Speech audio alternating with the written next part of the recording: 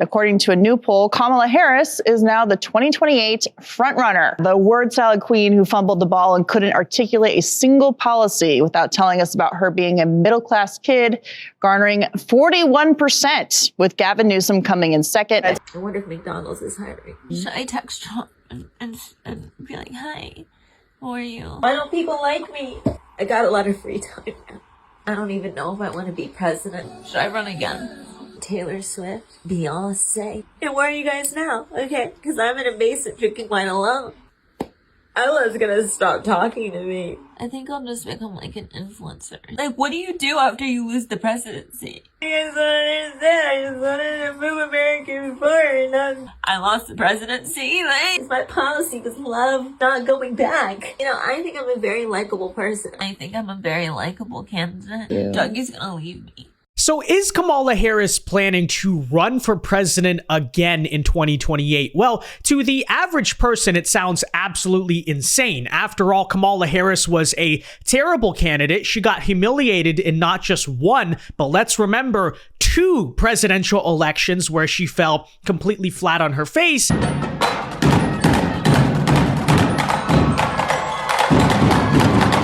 And if Democrats have any sense of wanting to win another election ever again, this is the last person you should be nominating. After all, what's the definition of insanity? We know what it is. However, the most recent polling on this matter since the election actually has Kamala Harris, according to Democratic voters, as the current frontrunner for the 2028 Democratic nomination. For instance, a poll released by Echelon a couple of days ago has Kamala Harris at 41% for the Democrat nomination in 2028. Gavin Newsom is behind at 8%. A similar poll more recently from Morning Consult also has about the same thing, right? Kamala Harris at 43%. Now, in total fairness, you could say, well, I get it, but we just had the election. Kamala is the Democrat with the most name ID. That doesn't really mean anything, except there is new reporting, guys. Okay, this is where it really gets interesting from Politico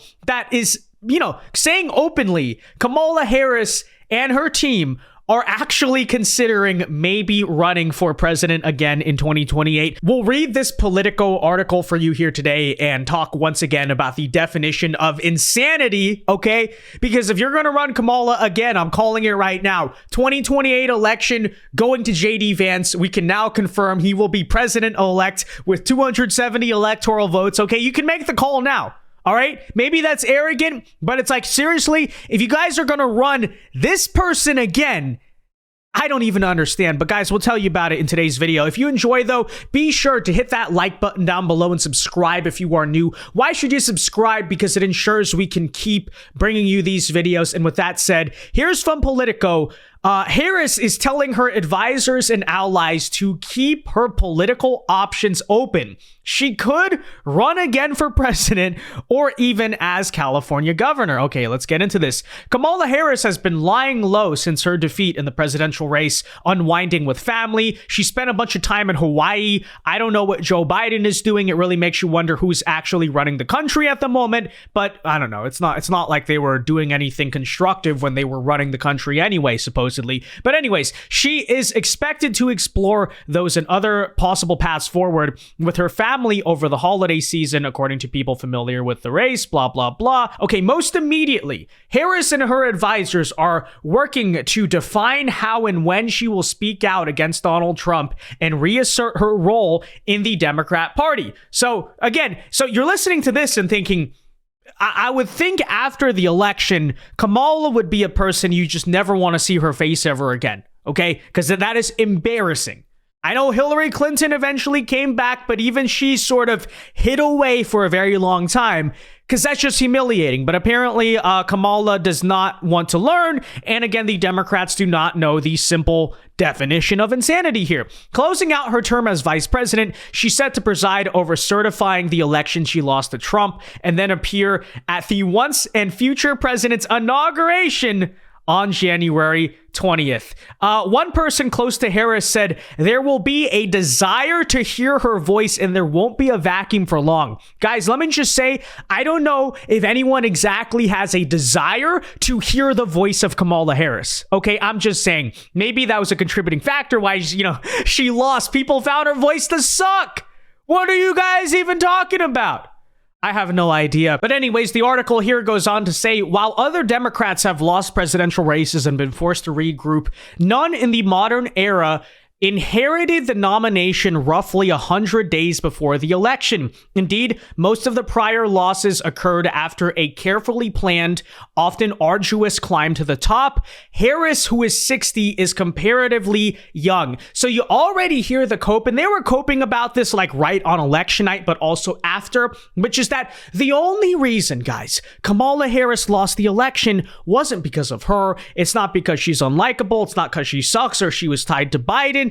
It is simply because she didn't have enough time, right? She only had 107 days and she really did a great job, all things considered. To which I say, that is such a dumb excuse because time was the biggest thing that was on Kamala Harris's side. Actually, that was her greatest strength, is that she ran such a short campaign and never really had to define herself to the American people. Because as you saw back in 2020, and even in the last month of this very election, the more that the American people get to know Kamala Harris, the more they dislike her. God helped us win in 2020, and we're going to do it again in 2024. So I was raised as a middle-class kid. I grew up a middle-class kid.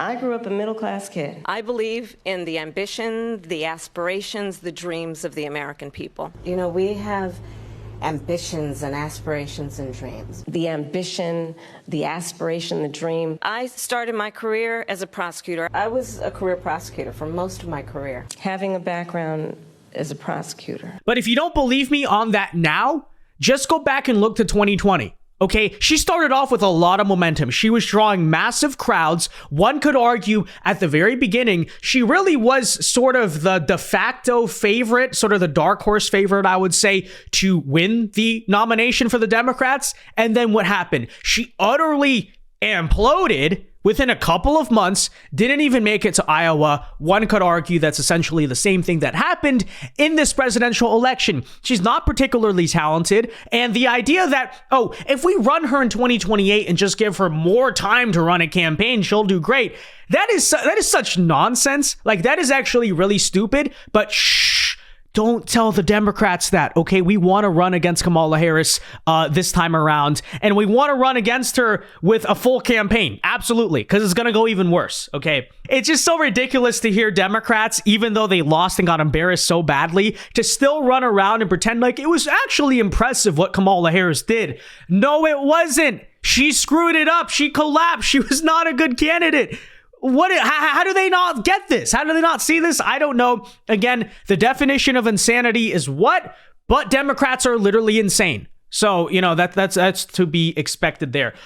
In interviews with Harris aides and confidants, as well as Democratic luminaries, there's a broad acknowledgement that Harris represents a quote unquote X factor in the next Democratic primary. While some Democrats are dismissive of a 2028 run, and few, if any, prospective opponents would defer to her, Harris notched more than 74 million votes and was able to build goodwill among a large batch of Americans. The good news for Harris, according to her allies, is that her standing in the party increased the longer that she ran her short campaign. So her standing among Americans completely collapsed, okay, because she was so bad.